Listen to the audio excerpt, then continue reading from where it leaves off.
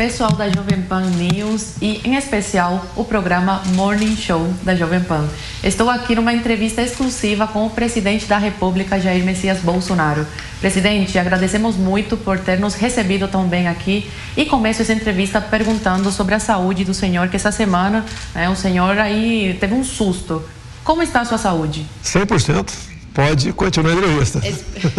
Espírito de atleta, né, presidente? Presidente, já estive com o senhor em outras oportunidades.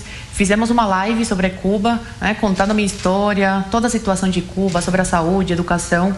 E recentemente eu fui até Roraima para fazer uma matéria sobre a imigração dos venezuelanos, os refugiados venezuelanos, sobre o socialismo, e me impressionou muito como o governo federal está dando todo o apoio a esses imigrantes que estão fugindo do regime do Nicolás Maduro.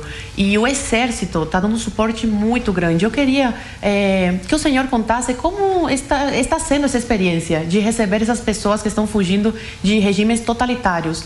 Porque o Brasil foi governado aí durante 14 anos pela quadrilha do PT, que financiava ditaduras como a de Cuba, como a de Venezuela. E o senhor cortou esse círculo e está fazendo todo o contrário. Em vez de financiar essas ditaduras, o senhor está acolhendo os que sofrem com elas. E tem muita gente que não enxerga isso. Acha que não pode acontecer com o Brasil. A gente espera que não temos que fazer operações acolhidas em outras regiões do Brasil, porque na verdade está vendo que a onda vermelha está crescendo no Brasil. Primeiro Chaves, ele chegou em 19, ou melhor, em 99, criticando o regime cubano, elogiando os Estados Unidos, e chegou com uma esperança realmente de dias melhores para a riquíssima Venezuela. Eu acho que é um dos países que tem a maior reserva de petróleo do mundo e riquíssimo em minerais também. Com o passar do tempo, ele realmente mudou completamente a sua posição. Até eu sou criticado no passado, que elogiei quando ele chegou, sim, elogiei, em 99. E foi se agravando as questões lá na Venezuela, porque a nova ditadura não é de uma hora para outra, não é descer de Serra Maestra e tomar o poder. Ele vem aos poucos, vai tirando pedaço da sua liberdade, aqui, acolá. Quando você vê, você está até a cintura na areia movediça, não tem como sair mais. Eu acho que o Brasil ainda corre esse risco, não é descartado, mas você vai então volta para a Venezuela. Quando o regime começa a se agravar, as pessoas mais ricas fogem, ou para alguns países alguns estados norte-americanos, ou para outros países aqui da América do Sul que falam a mesma língua. E com o passar do tempo, sobram os pobres, né? E isso começou a se agravar em 2018. A fuga em massa, né, de venezuelanos para o Brasil, a pé. Grande parte mulheres que sofriam abuso ao longo das suas viagens, que eram mineradas também, e chegavam com seus filhos no Brasil. Chegavam em Roraima. Aqui no Brasil, algumas pessoas queriam que a gente selasse a fronteira, né? A gente não pode cometer um ato de desumanidade dessa forma. Então, como disse para você, começou lá atrás a operação acolhida, adentrou o nosso governo. Hoje nós gastamos mais de R$1 bilhão para atender as pessoas que chegam em busca de comida, o atendimento. O Exército está fazendo um excelente trabalho lá. É sempre nessas missões aí incertas, né, e não previstas, né, as Forças Armadas têm que estar na frente. Sim. Não tem como você trabalhar sem as suas Forças Armadas. O próprio general Pazuello foi uma pessoa que trabalhou nessa operação. E eu visitei os abrigados que estão lá em Boa Vista, capital de Roraima. Não fui para Pacaraima porque me avisaram que poderia ter um problema de segurança, né? Sim, porque não existe segurança 100% precisa, não existe isso aí. E mais também que se agravaria porque o político local de Roraima, ele quer se ver livre do problema, é natural se ver livre do problema. Mas está servindo, por um lado, para mostrar para o brasileiro onde nós poderíamos chegar, tá? Se a esquerda tivesse continuado no poder do Brasil. Sim. E é triste você ver crianças da idade da minha filha, 11 anos, e mais novas, né? Até pessoas já estão nascendo no Brasil, nessa situação de quase indigência. Em grande parte nós estamos interiorizando essas pessoas para outros estados, já chegam para trabalhar. O senhor vem sofrendo algumas críticas em relação a essa acolhida, você dando suporte financeiro, né, de moradia a esses venezuelanos e não só a oposição, como pessoas que apoiam o seu governo falam que o senhor dá esse suporte a imigrantes e não ao próprio povo brasileiro. Eu queria que o senhor contasse um pouco sobre, nesses quase 4 anos de governo, o que o senhor tem feito para ajudar os pobres brasileiros. É a primeira questão de receber alguns de fora. Estamos recebendo também alguns afegãos no Brasil. Tá? E alguns países têm esses problemas, que vêm de muito tempo. E acredito que a gente faz, não é acolher em massa, né? Mas é acolher uma parte dessas pessoas por questão humanitária. Acusações eu sofria no passado de xenofobia, como se eu detestasse estrangeiros. Afinal de contas, né? Eu acho que recebi acusação de tudo no passado, se possa imaginar.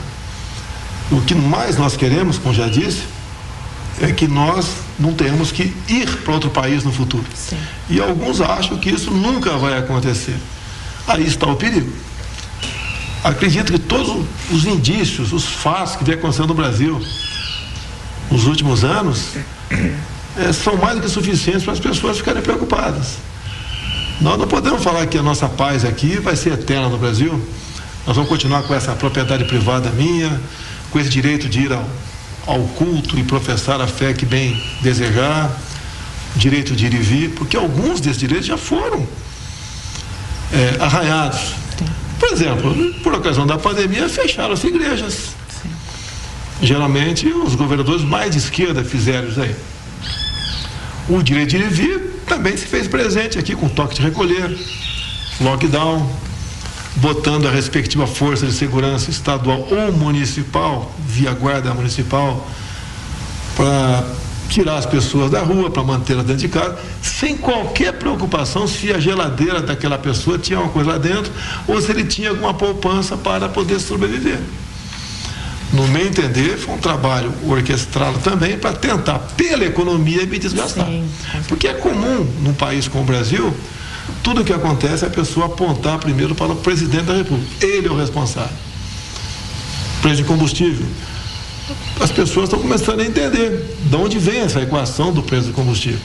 E subiu no mundo todo, mas no Brasil, a sua alta se deve em razão do imposto estadual, ICMS. Sim. Que eu estou há 4 meses junto ao Supremo, tentando fazer que um dispositivo constitucional seja cumprido. E não consigo ir para frente. Agora, qualquer ação contra mim, e não mais de 15 dias, julgada. E 99% das vezes são contra a minha pessoa.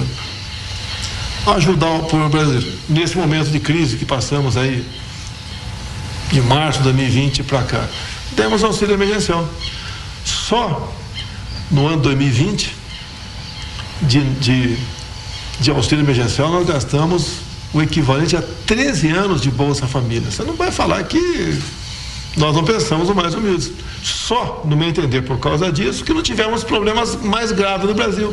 Como, por exemplo, saque em supermercado, que era muito comum você ver até pouco tempo atrás, incêndio em ônibus, tá? Arrastões. Conseguimos evitar com isso aí. Conseguimos manter a economia viva também com programas atendendo a pequenas e microempresas, como por exemplo agora o veto meu na não renegociação não foi maldade minha. Eu tinha 2 problemas: a fonte de recursos para compensar aquilo, se não respondo diante do artigo 85 da nossa Constituição, crime de responsabilidade, e também havia uma oportunidade de ser julgado eleitoralmente. Só que maravilha, para a atual composição do TSE, um julgamento nesse sentido está fazendo uma bondade em período eleitoral, onde a lei proíbe isso daí, determinei ao Ministério nosso que resolvesse esse problema, né? E se não for possível resolver legalmente, tem o Parlamento, que eu tenho certeza que o Parlamento vai derrubar o veto.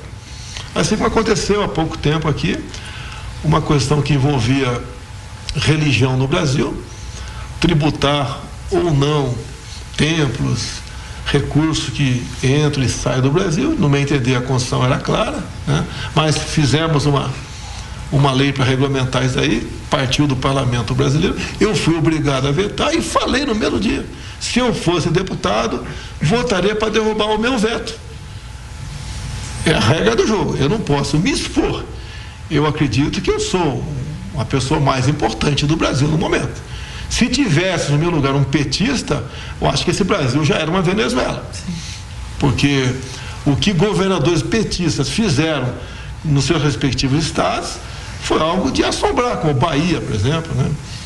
E outros estados de esquerda também, o Ceará, entre tantos outros dos 9 que nós temos por aí. Então nós fizemos sim para atender a nossa população. Há poucos meses se mostrou uma imagem aqui no Brasil de umas pessoas pobres pegando ossos em caminhão e acusaram a mim.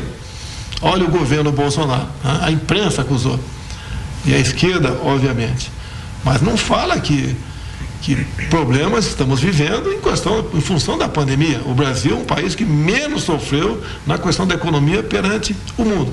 E logo na frente, quando nós nos preparávamos para majorar o programa chamado Bolsa Família, o Supremo Tribunal Federal falou que eu tinha que pagar uma dívida de 90 bilhões de reais, que vinha desde Fernando Henrique Cardoso, passou Lula, passou Dilma, passou Temer, para eu pagar de uma vez só dentro do teto. Ou seja, eu não poderia majorar o Bolsa Família, que pagava em média R$190. Eu precisava renegociar os precatórios de 90 bilhões de reais. Fizemos com o Parlamento, consultamos também gente do TCU, um trabalho muito difícil, e a esquerda, PT, PCdoB, PSOL, Novo também, contrários. Sim. Porque eles viram essa uma maneira de, ao manter o povo na miséria, ajudaria eles voltar ao poder em 2022. Conseguimos, com a maioria dos parlamentares, aprovar e passamos de média 192 do Bolsa Família. O que é média? Tinha gente que ganhava R$50, 60, outros ganhavam 300, 400. De média 192, passamos para no mínimo R$400. Uma tremenda animação social. Tá? E começamos a pagar já em dezembro a primeira parcela disso aí, com recursos que sobraram do orçamento.